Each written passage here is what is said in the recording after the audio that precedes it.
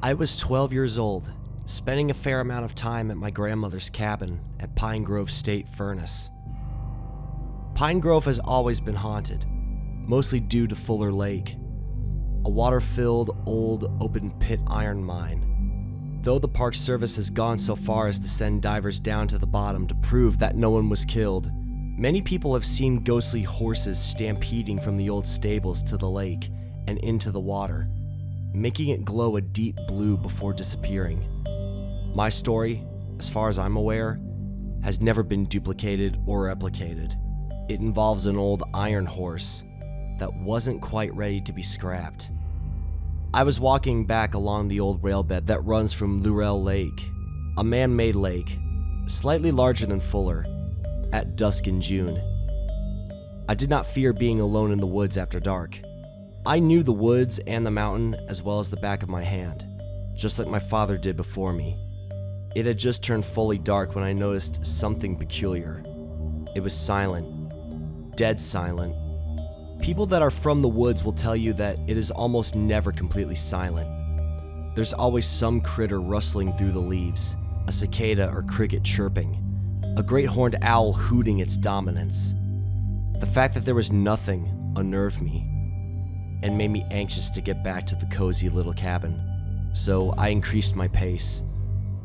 I was more or less speed walking along this deserted, silent trail. The only sound I heard was my sneakers crunching on the cinders. Tall pine trees on both sides of the trail cast shadows down on me, making it difficult to see. I was just reflecting on how dark it was when I heard a sound I will never forget for as long as I live. The long, lonesome wail of a steam whistle. I recognized it from a trip to the Strasburg Railway when I was younger. Nothing in the woods could replicate that sound.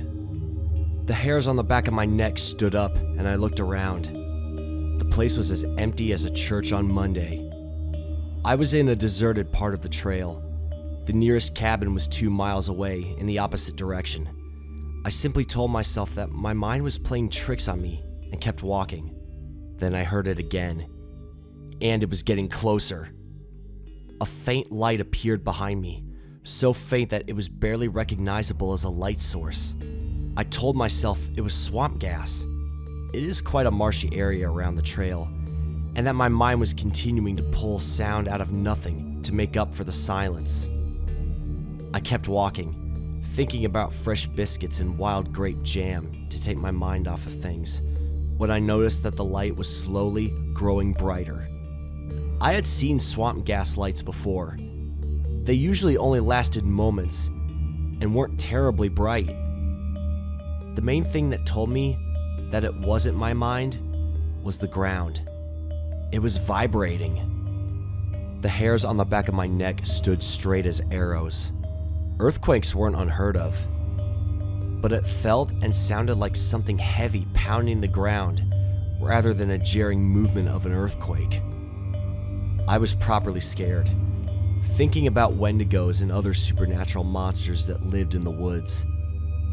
I stepped off the trail and crouched down by a thick pine tree, waiting for whatever it was to go by and let me go on my business. I became aware of a slow, snorting sound, making me again think of the giant 80-foot Wendigos that turned people into cannibals with their touch. I also realized that the light was growing brighter and the rumbling of the ground was slowing down. It came around a long, sweeping curve at a crawl, slowing to a stop in front of me. It was a Big Six, a 210-2 Baltimore and Ohio operated locomotive, number 6666. It hissed to a stop, its giant driving wheels resting on the bare cinders. It was shrouded in a light blue mist of steam and wore a deep black coat of paint that seemed to suck all available light into it, except the bright light of the front spotlight. The steam mist, when it hit me, turned cold. I bit hard on my knuckles, trying to control myself. 2 blue lights were in its cab, as if on cue. One hopped down and crouched in the bushes for a moment. I heard a sound of stressed steel and a clack. An invisible switch had been thrown by the ghost fireman. The blue light then took the opportunity to walk slowly around his 91-foot-long, evil-looking locomotive before casually climbing back up the ladder into the cab. I then saw the firebox open, and I heard such a scream. The kind of scream you'd never want to hear again. The sound of someone being roasted alive.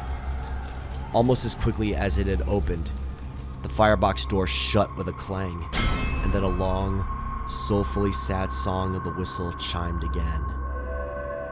Big Six puffed a blue cloud of steam up out of its short black smokestack as it rolled slowly across the invisible switch. It took a sharp, almost 90-degree turn, much too sharp for any real locomotive, and puffed away into the woods. The whole encounter lasted probably no more than 4 or 5 minutes, but believe me, I had seen more than enough. I did the rest of the trail at a dead sprint and didn't stop until I was in the cabin, with the thick wooden door locked behind me. My grandparents, parents, and friends have tried unsuccessfully to get this story out of me, but I had never told about it until this day. The story about how I had seen one of the scrapped Big Sixes that burned people for fuel.